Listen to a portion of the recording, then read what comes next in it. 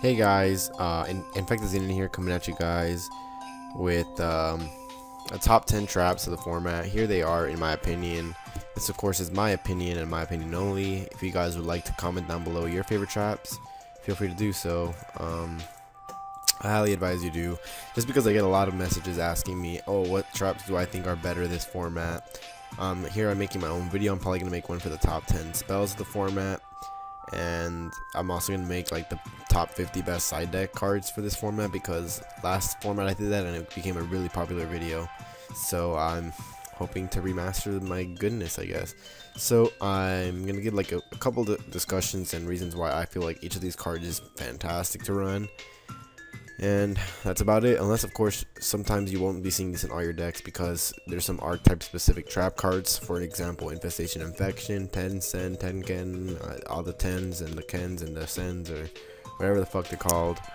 And here they are. So bottomless trap hole, it's a very obvious trap. If you don't know what it is, you probably haven't been playing very long, and you can just see what they do right here. So whenever your opponent summons a monster that could very well be pretty devastating to you, you know, anything 1500 or more is really going to be pretty hard to get over. XYZY, so bottomless trap hole is a one card answer for it.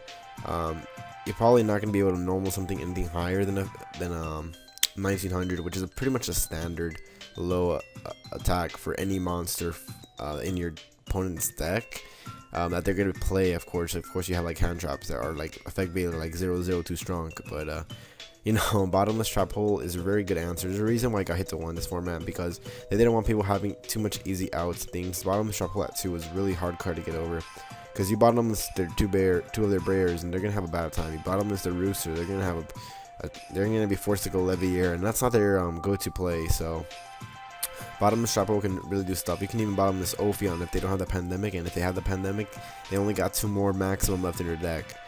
You can bottomless their Dracosack. Their Dracosack is not going to get their effect. You can bottomless their Stardust Dragon. It won't get their effect. So, I think it does, but that's not the point.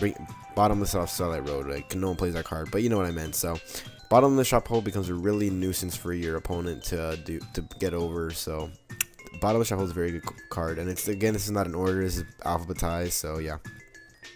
I also have compulsory as a really good trap this card format.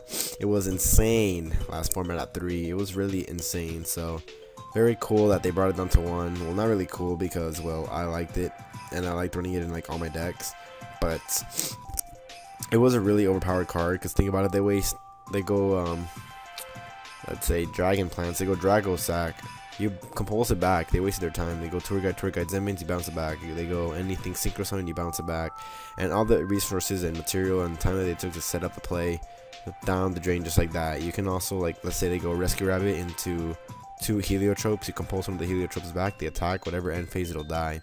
And they have a useless Heliotrope in their hand. They're useless vanilla in case they're running any, you know, normal rabbit build. So I do think that compulse is pretty nasty. The thing is that you can even set phase down cards. So they have Raikou. You have exact 8,000 in your hand. You compulse their phase down Raikou and you swing for 8k. So it's too good. Compulse is really good. It's at 1. I hope it can come back to 2 one day. But at 1, it has its reasons for being at 1. Now Dark Bribe is a really good card this format, because if you think about it, it's a pretty slow format, and having 3 negations, free negations, no Solemn Judgment. Remember, you don't have Solemn Judgment anymore, so having that free, you know, negate, yeah, your opponent draws one, but when you're pushing for game and they have that one answer, you just flip up Dark Bribe and shake hands with your opponent pretty much, because this card, sure, your opponent draws a card, but what are they gonna draw? Dragon Ruler Plans don't play Gores, they don't play Tragodia. You can negate their one trap card that they sided in against you. It's not gonna matter. Like, you negate their side deck cards, and a really big reason why Dragon Rulers did so well last format is because they main deck their side deck hate. They main deck cards that their opponents would. They main deck hate to the cards that their opponent was gonna side in, if that makes sense. And yeah, I feel like Dark Bribe could be one of those cards this format that you can just run it and your opponent is gonna be like, damn, they had the card, and they play any of the power cards and just Dark Bribe the fuck out of it, and yeah, it's good stuff. The one Deep Prison is a good card this format, and there's only one thing I kind of don't like about it: the fact that it's a 1-for-1. But what I do like about it is that it targets the monster and banishes that target. It doesn't destroy him, banish it. No, it just straight out banishes it. They attack with their Stardust Dragon, you Deep Prison the shit out of it. They attack with anything, you just Deep Prison the shit out of it. It's really good against Fire Fist because they're banishing the cards.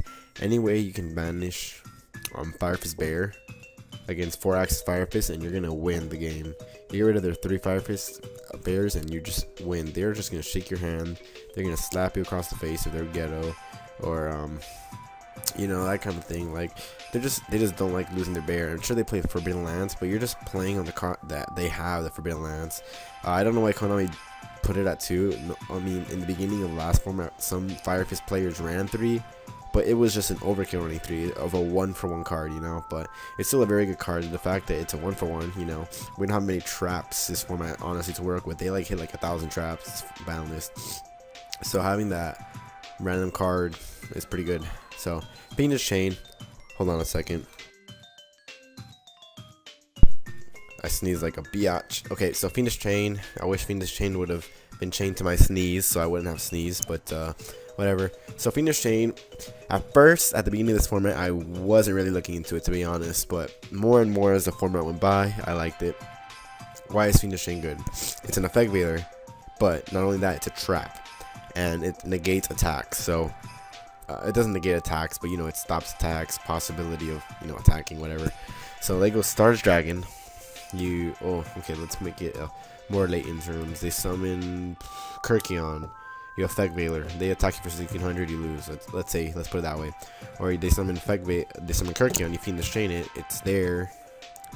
Next turn you summon something, run over it for game. Let's put it like that. Like if it was that situational, but you know, it just leaves your opponent's monster there for blank. They can't do anything. It stops your effect anyways, and yeah, like it's just a good trap card. Like why would you not run it? I mean, if you can run like this and Veiler, it's not bad either, because yeah, I mean, you're just gonna win so many more games when you're activating the chain and stop their effect.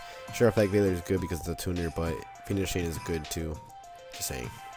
So 2 Imperial Iron Walls. Look at that. They're looking out. They're like, fuck you. Cards cannot be removed from play. Okay. And I just understand how it makes sense. Cards cannot be removed from play, such as the citizens can't leave this place because of the Imperial Iron Wall. But whatever. That's getting away from subject. I'm kind of retarded like that. So cards cannot be removed from play. Late game, flip this up against Dragon Rulers. They can't banish their Dragon Rulers. What are they gonna do? Spellbooks.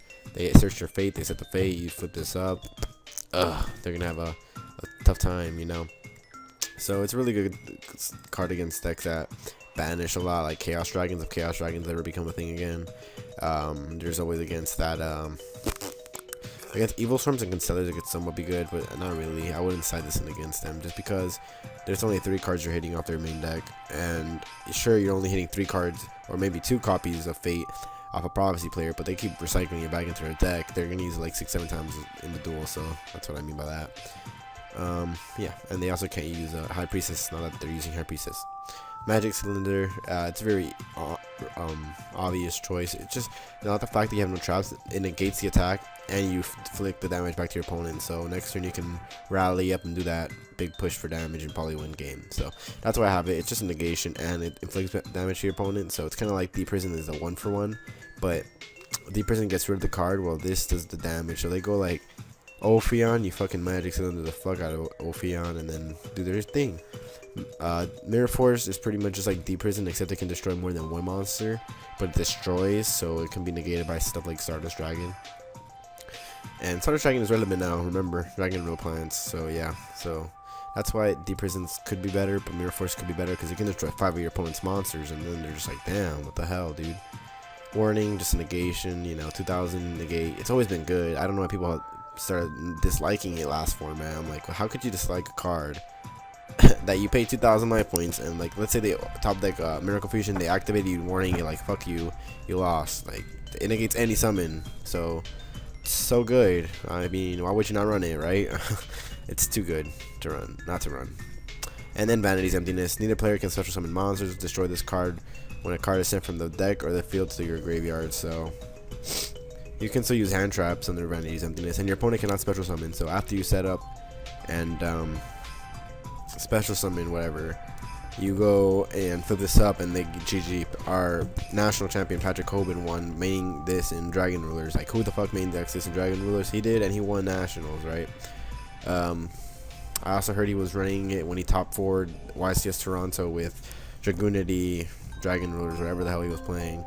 So he likes this card, and there's a good reason why too. Everything relies on special summoning, so flipping this up is really good. And if you go Master Kibito on it, it can't be destroyed by its own effect. So yeah, it's so good to run. I'm telling you guys, this is gonna be one of the better traps next format. It's gonna keep going up in price. I picked mine up for $4 or $5 each, and now they're $8 a piece, or on TCG Player at least.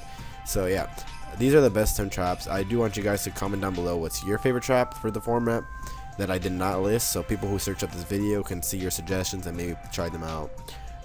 So yeah, as always, thanks for watching. Rate, comment, subscribe. InfectedXenon signing out. Thanks for listening. Peace.